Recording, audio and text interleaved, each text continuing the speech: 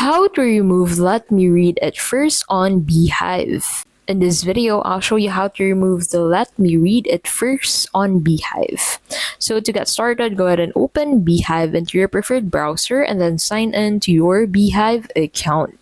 Now, once you're on your account, click on the settings button at the bottom left of your screen.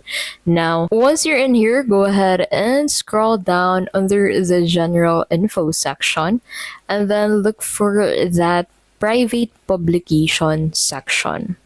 So once you find that, go ahead and enable that.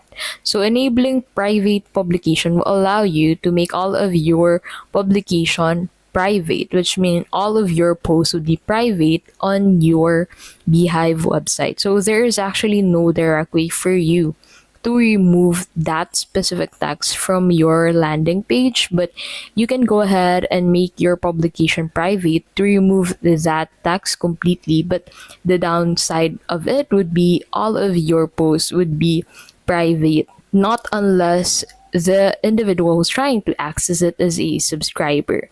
And that is how you can basically remove Let Me Read It First on Beehiiv. If this video was helpful, please don't forget to give this video a like and subscribe for more videos like this.